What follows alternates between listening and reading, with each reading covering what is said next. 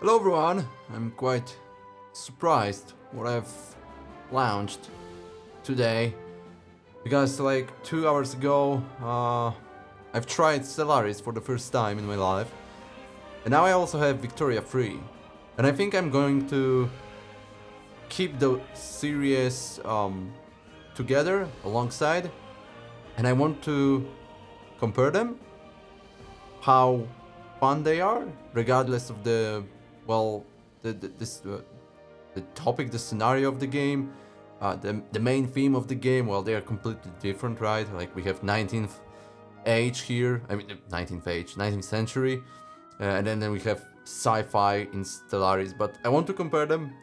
Which one is more fun? Which one is more player-friendly? Let's say. And I think that's the main goal because I usually don't play grand strategies. I think that there is something missing in those grand strategies, and I believe this is the combat system. On the other hand, if I put Total War in comparison, the combat system is okay. I mean, it's fun, but only for some amount of time. After some time, well, I repeat myself. After some period, let's not use time word now. It becomes repetitive, unfortunately. So let's see how that grand strategy is. I played Victoria 2 years ago. I don't know anything about that game. My only achievement, like in the case of Stellaris, is that I've managed to set up sound, and I have no clue whether it's fine for you or not. So let's jump to a new game. We can start a game without an objective. But I would like to learn the game. And comparing it with Stellaris, in Stellaris the tutorial is built into, well, the single player mode. When you create your faction or you choose the existing faction, there is a prompt whether you want to go for the full tutorial or limited or no tutorial at all. Here we can have dedicated section for that. So objective, learn the game. Achievements allowed, Iron mode no. Achievements available. Achievements can currently be unlocked while playing the game. I remember that in Europa and Universalize they were only available if you play the Iron Man mode, right? Okay, and game rules, what are they? Iron Man is disabled, that's correct. AI behavior towards players standard, okay. AI aggression standard, loyalty is grace period none. You bear the full brunt of both radicals and loyalists right from the start. Formable nations, all releasable nations, okay, all. Monument effects, pop consolidation, performance. Pops may consolidate if they are quite small and have a limited impact on gameplay. Monuments may produce a variety of different effects depending on its nature, and sometimes employ pops to do so. Allow flag changes. The flags of subject countries may change based on who their suzerain is. Yeah, absolutely. Map color for subjects. Fantastical content? Allows supernatural or fantastical content during this campaign. Interesting. No clue what's that. Custom RNG seed. The game will automatically set an RNG seed leading to different outcomes on each playthrough. This is disabled for now. Okay, that's fine. But I think turning it on while playing just normal game, I think this is the way to go. Dynamic naming. Enabled. States and cities will change their names based on the culture of the country that owns them. Absolutely. Okay, let's jump into learn the game. Play a campaign guided by challenges that help you learn both how the game works and how to play it. The following game rules are recommended. A behavior towards players lenient. Okay. I have to change it? Oh no, it has changed automatically, that's good. AI aggression low, loyalty is grace period long. Radical and loyalist gain starts out low but progressively increases with full effect 5 years after game start. And now we can select country. Well, they are recommended. This is weird that Colombia and Dynam are recommended. What the hell is that? Newly reunited Vietnam emerges from centuries of division and strife. Will Dynam consolidate itself? Colombia. Belgium and Sweden. I like those countries. Not a huge fan of Colombia. I mean, I'm okay with them too. Like, no racism, nothing like that. They are fine. But I think I'm going towards European countries. Okay, Sweden. After losing Finland and gaining Norway in a personal union, Sweden has begun the slow process of industrialization while also becoming more liberal in some ways. What does the future of Sweden hold? Belgium. In Belgium, the industrial revolution is in full swing. The yoke of Dutch oppression was cast aside just 6 years ago, and the country is burning ahead of their former masters with the construction of the first railroad in continental Europe. What does the future hold for them? Oh, I think I will go for Belgium. Why not? Select any country. Okay, start the game. Bolster. A bolstered political movement is more attractive for pop. Thank you for letting me read those slaves. Oh my god. This is already overwhelming, but let's see. Welcome to the age of progress. The year is 1836. Leopold of Saxe-Coburg-Gotha is king of Belgium. That's the King Leopold. This is a historical character, okay. Character traits: tactful, basic entrepreneur, interest group, intelligentsia. Okay, that's cool. Ideology: moderate. Country: Belgium. Culture: South German. Ooh. Religion: Protestant, yeah. Popularity: neutral, age 45. The Industrial Revolution is well underway, bringing cataclysm social change along with it. Cataclysmic. Oh my god, I'm gonna break my tongue. More than 20 years have passed since the Congress of Vienna imposed some semblance of order upon Europe, and unrest is once again starting to brew among the great powers. What are the great powers? Let me explain the game. I'm going to read everything, so you might find it a bit boring, but I'm trying to learn. This is a beginner series, right? So let's see how beginner can just jump in without any external YouTube tutorials. Those few countries that run the world, I assume I know what the great powers are, but let's see what game is going to tell us. I talk too much. Those few countries that run the world through global empires or absolute local dominance are considered to be great power. Rank. Okay. They are in a constant standoff with other great powers for an edge, and always wary of plucky major powers trying to ascend to greatness at their expense. Great powers gain the following benefits: +1 free company charters, +1000 influence, +6 maximum declared interests, 100 maneuvers per diplomatic play, -50% loan interest rate, +2 potential agitators, 25% migration attraction, +1000 leverage resistance, +0.10 support independence weekly liberty desire. Okay, it will be up to you to guide Belgium. Okay, we can also read about Belgium. Has a trade privilege with you, okay. Rank minor power, 18 in the global ranking, I guess. GDP, 3.2 million. Are those pounds? Okay, population 4.14 million, 25th in the world. Standard of living, impoverished. Okay. Armies, 24. Fleets, 1. Government, constitutional monarchy. Legitimacy, 24. Cultures, Flemish and Wallonian. Yeah, that's correct. Religion, Catholic. Capital, Flanders. To glory over the following century. There is no one way to win in Victoria Free. You set your own goals and experience different stories in the process of pursuing them. Skip lesson. No, next. Core gameplay, oh my god. Victoria Free is about taking charge of growing and shaping a Victorian-era country with a primary focus on economics and politics. Of course, my primary focus is warfare, guys. You will be constructing a society of your own imagination while overcoming internal and external obstacles. Now something came to my mind that maybe I should also start the Hearts of Iron series. We have 3 grand strategies. I could also start Europa Universalis 4, but I think that since we are expecting Europa Universalis 5, I will wait, simply. I mean, too many series on the channel either way. Okay. So you, that's me. I mean, well, my face doesn't look like that, but okay. And I also have broader shoulders and chest. Okay. Politics. That was a poor joke, I know. Politics, economics, diplomacy, war. Why war? Move it to top. Country and population. Okay. Politics, economics, diplomacy, and war are all tools to that end, but must be employed with care as your population have needs and desires of their own. Your decisions will impact them and they will in turn attempt to influence you. Victoria Frey is a dynamic simulation with many moving parts. All your actions will have consequences, even unintended ones.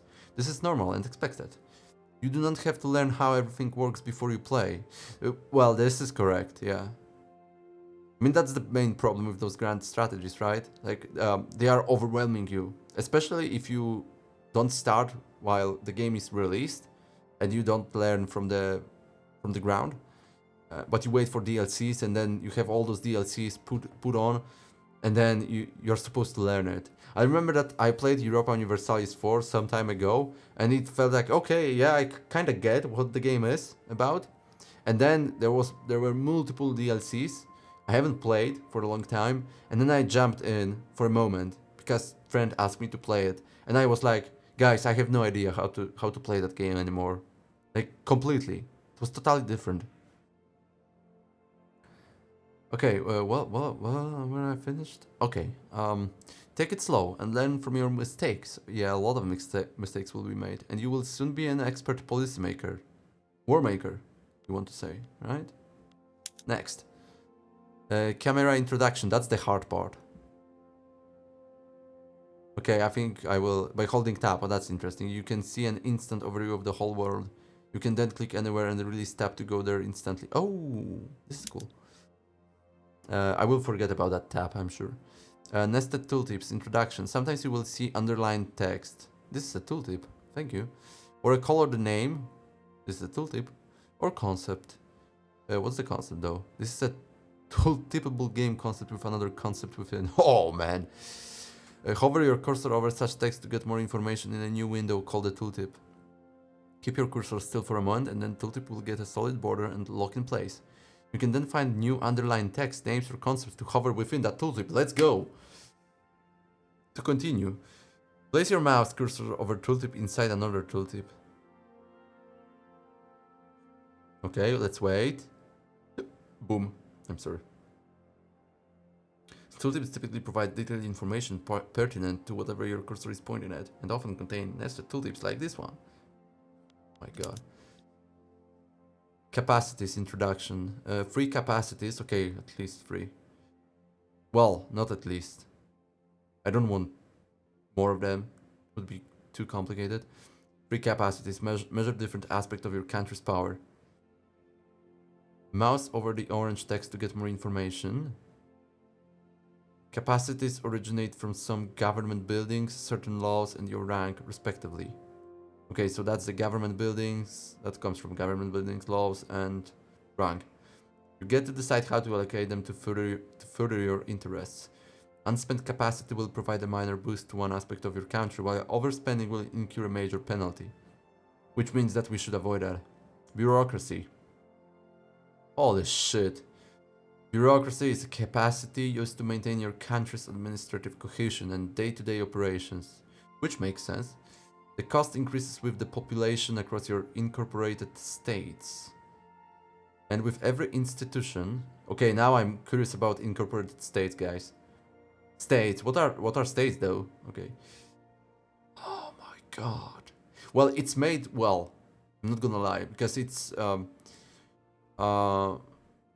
not over layering, but it's put in the right place so you can read everything. A geographic region controlled by a country. Okay, I know what's a country. What are pops? That's the same question I had in Stellaris. Is pops simply for population? The world's population are organized into pops, groups of individuals who work in the same building as a certain profession. Oh my god. And share the same culture and religion. Okay. They use the income they earn to buy goods to satisfy their needs, which decides their wealth and standard of living. We can cover over all of those things, but I think they are self-explanatory, at least for now. They can support interest groups and political movements or be politically unaligned. A pop has a number of working adults and a number of dependents. Some number of them are literate, and they might have a number of either loyalists or radicals. Huge, okay. Okay, pops live and work in the buildings in the state, unless it's a split state. What's this? Yeah, I don't know. I don't need that information for now. Its territory is equivalent to a state. Okay, let's skip that. Incorporated state. States that are fully integrated into country. Okay, those are incorporated states. Makes sense. Incorporated states pay taxes, gain access to benefits from institutions, and participate fully in the country's political system. Unincorporated states can be incorporated through a sometimes lengthy process. Fair enough. Let's go back to bureaucracy then. The cost increases with the population across your incorporated states and with every institution investment level, and is also used to administer commanders. You gain those bureaucracy points from operating government administration buildings. Okay. Commanders. Character in command of a part of a country's military forces. Commander can be either a general or an admiral, depending on the type of formation they are leading. Their commander rank contributes to the command limit of the formation they are in, and also impacts the amount of troops that they are able to bring with them into battle. Holy shit, there's so many of that. Okay, you gain from government administration buildings. Fair enough. Let's go to authority then. Authority is a capacity used to effect internal change to your country, like issuing decrees, or managing interest groups. You gain those authority points from laws. And what are laws? Laws sets the ground rules for how your country operates and is governed. Certain laws enable institutions that provide further control. For a law to be able to be enacted, it must be endorsed by at least one interest group in government, supported by a current political movement, or have a positive enactment success chance for some other reason. Okay, then we have influence. Influence capacity used for diplomatic actions, pacts, or treaties targeting another country. You gain influence based on your rank. So this is basically external factor or capacity, and here we have two internal ones. And that was is for like the country inside, and the bureaucracy is more like, well, related with somewhat with military and day-to-day operations. Okay. Next. Money in the treasury is used to fund the state apparatus. We have, well, pound, expand industry and infrastructure, fund the state apparatus, pay the military, of course, always, influence minor nations. The vast majority of money in your country is circulated by buildings and pubs and is outside your direct control. Okay. Which makes sense. Buildings and pubs can be taxed to grow and improve your economy. Decrease your expenses by minimizing the operating costs of government buildings. Yeah, which means the bureaucracy, right? The balance shown in the top bar. The balance shown in the top bar reflects a weekly change. Top bar. Okay, I see it here. Unlike capacities, money can be saved to be spent later. Though going into debt by running a negative weekly balance can often yield a better return on investment. Loans will be automatically repaid while your weekly balance is positive. Okay. So we have some national revenue, 21.3k. We have some gold reserves, which are massive, to be honest. All taxes, government dividends, tariffs, minting. I don't want to know what's minting. Oh, let's check. Printing or casting a new money. Okay. So it's creating fake money. Okay, let's go to next. Info panels. On the left side of the screen, a number of buttons can take you to screens showing an overview of different aspects of Belgium. Some are used to manage your country, while others are informational. Feel free to look for them and press next when ready. Politics, budget, buildings, market, military, power block. Then we have diplomacy, technology, society, population, journal, companies, and ledger. Ledger? Oh, that's the information about all countries in the world. Interesting. companies. Globally. There are some like Hudson Bay Company, oh, East India Company. That one, yeah, that one I know. William Cramp and Sons. No clue what's that. Okay. You can click next. Lenses, introduction. Along the bottom of the screen are 4 lenses. Yeah, I see. This provides easy access to actions you can take to shape your country combined with information needed to make good decisions. Production is for expanding industries to produce goods and provide details about your economic output.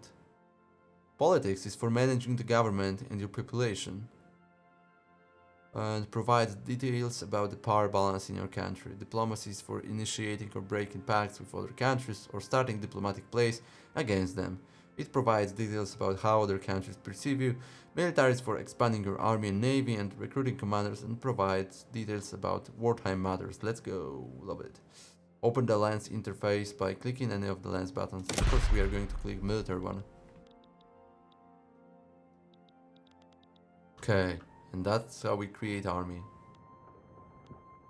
Fair enough.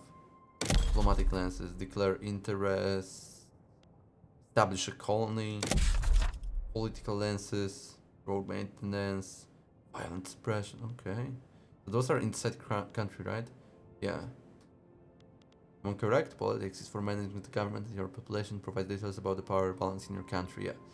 And then we have production lens, arts academy, construction sector, railway, port, trade center, university. Fair enough.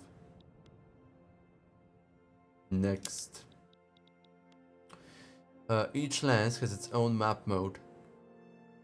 Zoom out and take a look at the map to see what details just changed. Clicking on each lens and looking at the map can give you a good hunch of what's currently going on in your country. When you're ready to move on, close the lens and press next. Okay, that's the production lens. What's in Poland? Let's take a look. Nothing is in Poland? What sucks? Poor Warszawa, Warsaw, Lublin, Płock. Let's see. Oh, those are the names of Orléans, Ile-de-France. Oh my god, that's gonna break my tongue too. Brandenburg. Okay, let's go to military lens. Can't see shit. Yep. Then we have diplomatic lens. What's that? Is that a war going on? Yeah, Texas versus Mexico. Let's go, love it. Here we have also some shit. Netherlands, British Guiana. Someone doesn't like us. Antagonistic, yeah. They hate us. Poor bastards. And here we have also war. What war it is? Jammu and Ladakh. Is it like territory of Pakistan now? Probably. Nice. Who else is fighting? Oh, here we have some conflict. Brazil and who? Rio Grande Republic. Fair enough. And we have also political lens. We have Brits, Belgian British League. Oh, Belgian British League. Something like that exists. And that's all we can see. Okay, and we can close it. Nice. Next. That was pretty simple. Posing. Adjust the speed of the game and pause on pause at the highlighted speed controls. You can also pause and unpause by hitting space on your keyboard. Thank you for letting me know. I think that's in all games.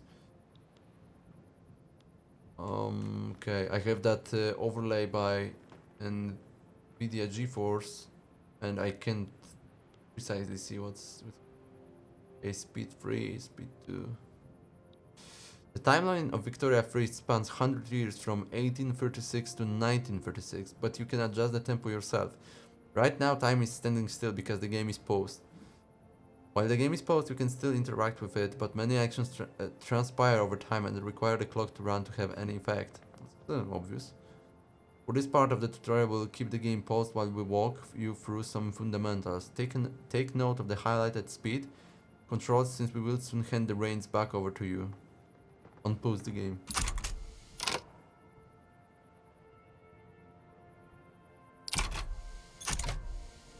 Oh! Pause it. Okay. The journal. You have just been given your first tutorial challenge. We have paused the game to give you time to read. Yeah, I unpause it. Big brain moment.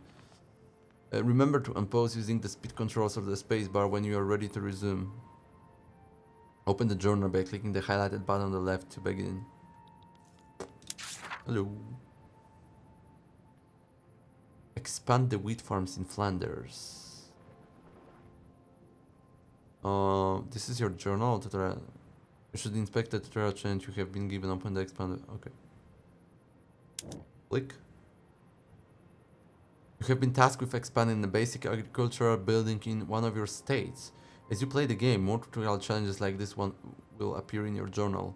You can either try to complete the challenge yourself without any guidance or click the Tell Me How button for a walkthrough. You can also click the Tell Me Why button for a more in-depth explanation why it's important. Okay. Expand the wheat farms in Flanders. Wheat farms in Flanders, no historical data. One way of growing your economy is by constructing or expanding buildings. You cannot always know ahead of time if a certain building will be profitable or not, but expanding the basic agricultural buildings such as wheat farms is a relatively safe investment. Absolutely, I agree with that. We'll complete if level 7 wheat farms in Flanders, currently level 6. You must close your current lesson before starting a new one. I understand. Tell me how. How to expand buildings. My throat is starting to hurt. Buildings are built in states. Okay, so that's a state, right?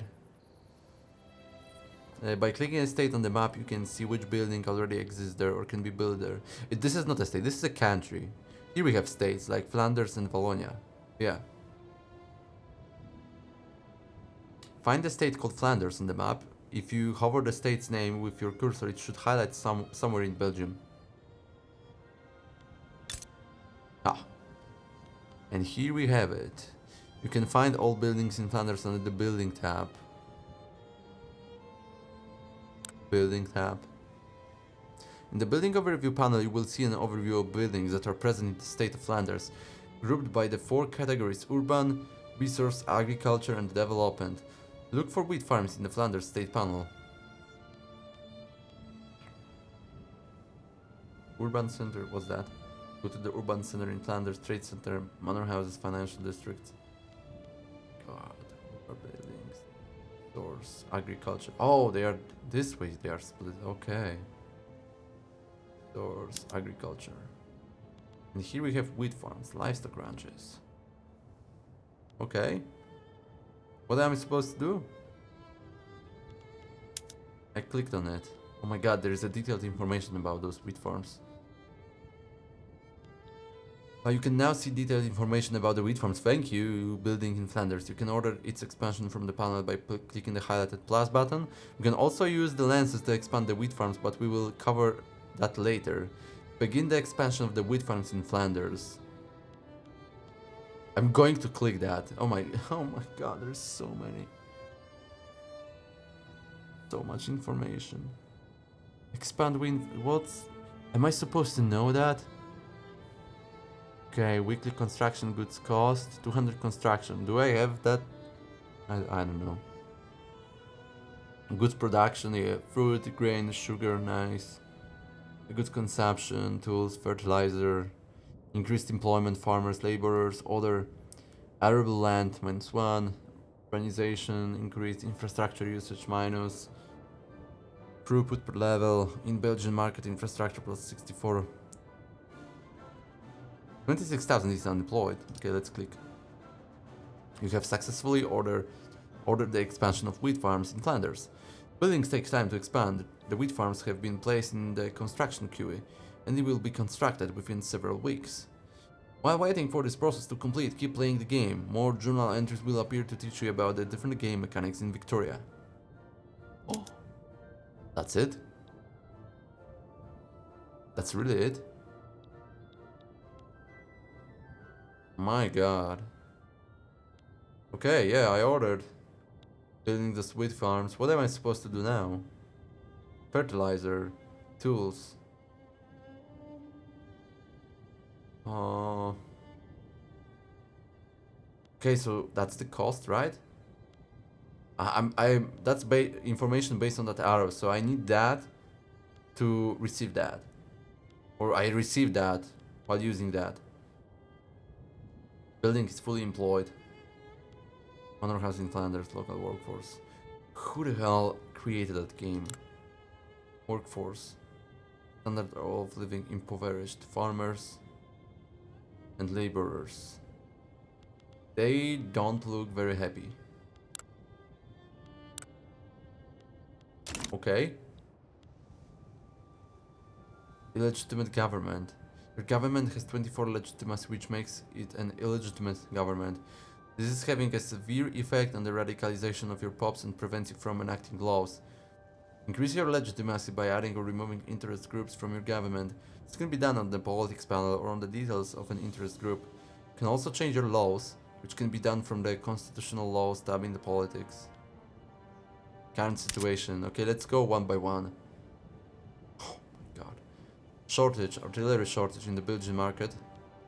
Man o' wars shortage in the Belgian market. That's a fleet, right? Engines shortage in Belgian market. Wow, glass shortage in Belgian market. Can support more declared interests. Oh my god. Expensive government goods, paper in the Belgian market. And fabric, expensive military goods, military and men of wars. Thank you for that information, illegitimate government.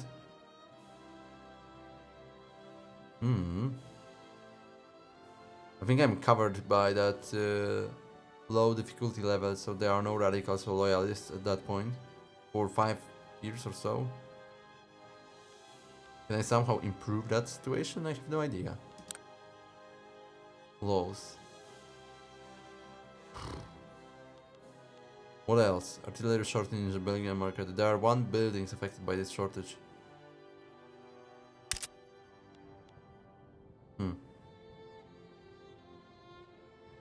Consumption tank, not a significant producer of artillery. Belgian market has a shortage of artillery. Do we sell anything? Same for that. Politics, budget. Let's see budget. Taxation level. Medium taxes. This is okay. We can add consumption tax. Wow. National expenses. Switch entire construction sector to wooden buildings. Oh! Huge. You can also decide on which type of building you are going to. Steel frame buildings. Arc welded buildings. Jesus. Okay, doesn't say much. States. Okay, here we have Wallonia expenses and Flanders expenses. We are still in plus. We have gold reserves, investment pool, declare bankruptcy. This is the goal. Buildings, look at that. This is crazy.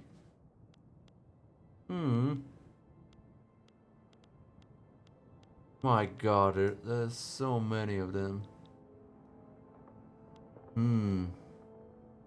What we need though? Trying to find out. So here we have buildings, market. Let's see market. That should say something about monthly prices for now trade. What we are missing? Minus 21 tools. Sort by balance, the number you get when you subtract buy orders from sell orders. That's the market price, sorry. So you have enough tools. Yeah, the bar shows the impact the current balance of tools has in the Belgian market. We miss wood. And also cloths slightly. And here we come. Oh my goodness. Furniture, it sucks. Liquor sucks. Fabric sucks. Do you produce anything in expense? I mean, yeah, well, more than we need. That's what I want to say. We have a lot of tools. I want to check what tools are used for. Doesn't say much. Tools, producing tools. We would need to, well, buy fabric. Oh, it's quite expensive in the market, right? It's plus 40%. World market. Belgian market. Oh, it's on Belgian market that. Not a significant producer of fabric. We need to produce it. Meat. Oh, why not to invest in meat too? Food is important. Wheat farms. Wait a second. Livestock ranches. We are going to produce more food, right? Yeah, we'll goods production. More fabric. More meat. That's gonna use some tools and grain. Can we check how much grain we have currently? Where I can find it. What's that? Sell orders of grain, buy orders of grain in Belgian market. Which means that our balance is negative. Balance for grain, yeah, that's correct. At the same time, if I ask for more...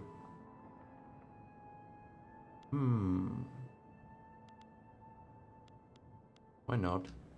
We have tools, a lot of tools.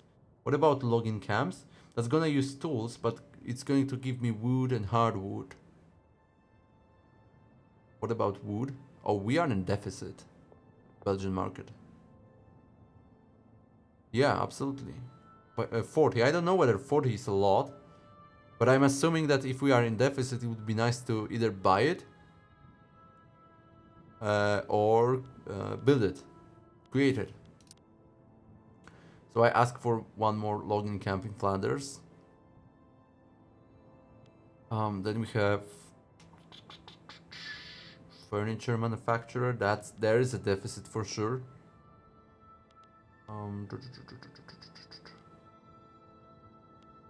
Can I check furniture? Oh my god, let me check it, please. Yeah. Belgian market, minus 70. That's a lot. Oh, I haven't checked what it uses. Okay, tools, hardwood, wood, and fabric. But there is also a problem with fabric, right?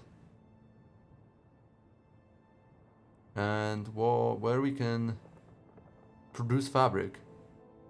Oh, here. That's the thing. Oh my god. Okay. I would like to go for more livestock ranches. Yeah. Fencing production method? What are those? Slaughterhouse, wool production, refrigeration. Interesting. Okay, so we add one more livestock ranches. That's the cost. Wages 3.79. Fair enough. I'm kind of confused, but whatever. And I wanted what else? Furniture manufacturer. I don't think it's that much needed at that point. By the way, we also have Bologna. We could create something in Bologna too. We have Orange coal field. Coal mines building throughput. Well, since we have coal, I think we should also produce it more, especially that we have bonus for it. That's gonna cost us tools. By the way, how we can create tools? Is there any building which just is responsible for tools? It is, and what's the cost of it? Steel. God. Oh, well, we need to buy it on the market, right? The iron, if we want to create mill, steel mill, producing iron. Where we can produce it? Can somebody tell me where we can produce it? Um, Production, iron mills. Bologna. Really? From where? Any idea? Where do we do that? Like seriously? We have some additional iron, which is how is it called? I always forget. The balance is positive for it. There's a word for that. I don't remember it. But guys, well, there is so many options, but I start to slightly understand like those economical factors and connections, but it's, well, there is so much of it, and you have at least at the very beginning. I think if you play a lot, you know what's needed and what's dependable on what. But currently, I'm totally like confused, and like for example, why we can produce iron if we don't have iron mines? Well, we have iron mines, but is it iron available? Like, does it mean that if there are iron mines, which means that iron is available, right? We can check that, or it means that in every possible region in the world, we can actually create iron, mine iron. They're supposed to mine iron, right? Oh my god. How can I check it? Okay, I know that there are coal mines, okay. This is what I got. How could I check where are the other stuff? Oh, let's for example click on that. Yeah, I don't know.